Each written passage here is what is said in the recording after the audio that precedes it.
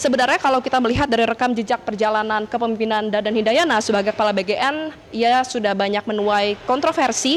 Ada sejumlah hal kontroversial yang diutarakan secara langsung maupun kebijakan yang diambil, dan salah satunya adalah terkait dengan praktik penipuan berkedok jual beli titik SPPG. Nah, terkait dengan dugaan ini juga sudah dikonfirmasi langsung ya oleh Menteri Sekretaris Negara Prasetyo Hadi kemarin pasca dilakukan konferensi pers pencopotan jabatan mereka, dan juga dinyatakan bahwa saat ini tengah berlangsung audit internal di tubuh BGN dan juga melibatkan pihak lainnya, instansi terkait, dan juga sudah dikonfirmasi oleh KSP Dudung Abdurrahman yang menyatakan bahwa tidak menutup kemungkinan salah satu hal yang menyebabkan adanya pemeriksaan saat ini dan juga pencopotan, mendasari pencopotan adalah karena kasus dugaan penipuan berkedok praktik jual beli titik SPPG.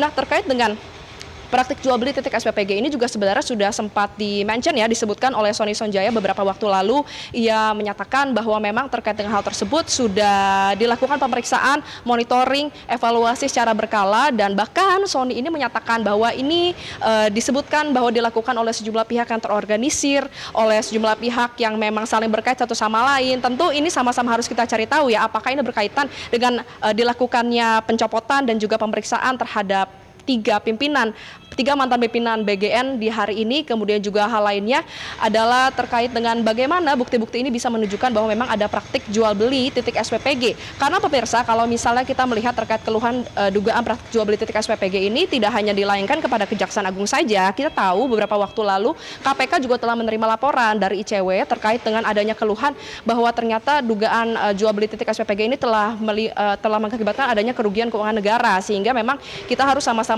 ikut mengawal kasus ini. Dan juga hal lainnya adalah juga sudah ada 21 laporan kepolisian yang masuk ke tubuh Kejaksaan Agung dan juga aparat penegak hukum lainnya, di mana untuk laporan kepolisian ini disebutkan bahwa mereka ini mengalami kerugian dari praktik jual beli titik SPPG ini hingga mencapai 1,9 miliar rupiah. Itu tadi untuk salah satu kontroversi yang pertama. Sementara untuk kontroversi yang kedua adalah berkaitan dengan maraknya kasus keracunan yang terjadi dalam beberapa waktu kebelakang. Kita tahu sejak akhir 2025 lalu bahkan hingga Mei 2026 saat ini sudah ada 400 sekian kabupaten yang menjadi lokasi dan menjadi pusat titiknya keracunan dari MBG, yaitu makanan yang dikonsumsi oleh penerima manfaat, sehingga ini tentu juga harus ditelusuri apa yang membuat keracunan ini terjadi. Apakah memang kelalaian pada SOP saja, kelalaian pada tata kelola saja, atau memang ada menu-menu yang disiasati.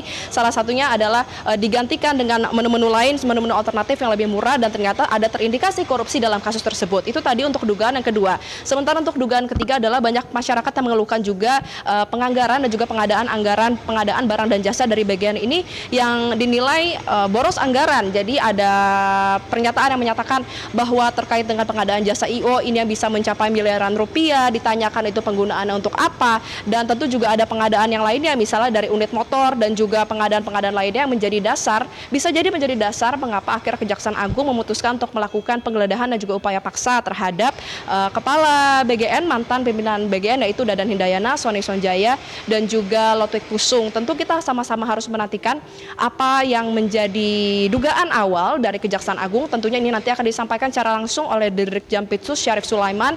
Kemudian juga pertanyaan ketiga dan terakhir yang harus dijawab dalam konferensi pers hari ini adalah apa status yang kemudian ditetapkan oleh Kejaksaan Agung terhadap 4 sosok yang hari ini dilakukan penggeledahan dan juga upaya paksa. Apakah mereka akan tetap berstatus sebagai saksi, karena kalau kita melihat rekam jejaknya tidak menutup kemungkinan juga ketika memang masih belum ditemukan 2 alat bukti yang cukup, maka mereka harus tetap berstatus sebagai saksi. Karena kalau misalnya dalam KUHP dan juga KUHAP, syarat dari kecukupan alat bukti penetapan tersangka adalah kecukupan alat bukti, yaitu minimal 2 alat bukti, sehingga ini juga tentunya harus dipenuhi. Kemudian hal kedua yang juga harus dipenuhi adalah apakah memang ada kesesuaian lainnya. Kita tahu dalam KUHAP yang baru ada penambahan atau perluasan dari barang bukti maupun alat bukti yang bisa diakui di persidangan, yaitu dari sebelumnya ada 5 kini bertambah jadi 8. Ini tentunya harus dipenuhi oleh penyidik, maka penyidik juga sangat berhati-hati. Dan nanti apabila memang penelusuran dari hasil pemeriksaan ini sudah berlangsung dan juga sudah dirampungkan, maka akan bisa diputuskan, Anggi dan juga pemirsa, apakah status dari Dadan Hindayana, Sony Sonjaya, dan juga Lotwik Pusung ini bisa dinaikkan dari sebelumnya saksi atau langsung menjadi tersangka. Kalau misalnya mereka juga tidak langsung ditetapkan sebagai tersangka, maka kita bisa meyakini bahwa dalam hari-hari ke depan akan terus dilakukan pemeriksaan secara intensif, karena biar bagaimanapun juga yang sudah dilakukan bukan lagi pemanggilan biasa, melainkan sudah upaya paksa. Dan bahkan juga Mensesnek menyatakan bahwa pencopotan dari 3 mantan pimpinan BGN ini bukan sembarangan, ini semua sudah berdasarkan hasil evaluasi, hasil monitor yang dilakukan secara intensif, dan akhirnya berujung pada pencopotan jabatan mereka. Pasti ada alasan dan pastinya koordinasi juga terus dilakukan antar lembaga penegak hukum untuk bisa mengusut secara pasti kira-kira apa yang menjadi kasus dugaan korupsi kepada mantan pimpinan BGN dan juga bagaimana status mereka ke depannya. Kita sama-sama nantikan, Anggi, karena konferensi pers akan segera dimulai. Anggi. Baik, Valerie, kami mendapatkan visual eksklusif berkenaan dengan proses penggeledahan dan jemput paksa ini ya.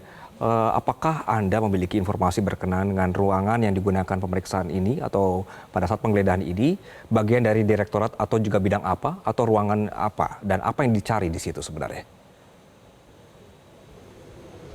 Ya, terkait dengan visual eksklusif yang berhasil kami dapatkan terkait dengan penggeledahan yang dilakukan baik itu di kantor BGN. Untuk di kantor BGN dipastikan itu terjadi di lantai 2, lantai 3, dan juga lantai 8. Spesifiknya masih terus kami cari informasinya karena memang terkait dengan ruangan tersebut tidak secara menyeluruh lantai 2, 3, dan 8 diperiksa, melainkan juga ada ruangan-ruangan tertentu saja. Namun bisa kami pastikan penggeledahan juga dilakukan secara spesifik di kediaman dari masing-masing mantan pimpinan BGN. Ini artinya di kantor BGN ruangan mereka juga sudah pasti diperiksa, yaitu apakah mereka berada di lantai 2, 3, dan juga lantai 8 di kantor BGN. Nah, kita juga bisa melihat bagaimana proses penjemputan paksa dilakukan dalam visual yang sudah tertera.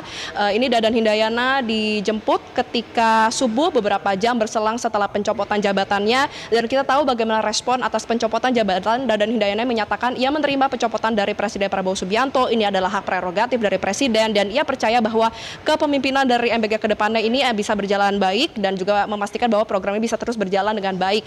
Namun memang kita masih terus menantikan kira-kira apa yang menjadi respon dari Dadan Hindayana pasca dilakukan penjemputan paksa, karena pernyataan itu disampaikan hanya pasca pencopotan, bukan pasca penjemputan paksa. Tentu banyak hal yang harus kita dalami juga ke depannya, karena terkait dengan Dadan Hindayana kasusnya tidak hanya ada di Kejaksaan Agung, melainkan juga sudah ada yang dilaporkan di KPK, di kepolisian, sehingga tentu kita juga bisa menantikan apakah terkait dengan pengusutan kasus ini akan Kejaksaan Agung dilakukan pengusutan secara mandiri atau dilakukan pengusutan secara bersamaan antar instansi penegakan hukum. Kita akan sama-sama nantikan, dan secara pastinya kira-kira ruangan apa saja yang dilakukan penggeledahan, direktorat-direktorat mana saja yang pastinya terkait dengan pemeriksaan langsung dilakukan di Gedung Bundar Jampitsus Kejaksaan Agung. Anggi.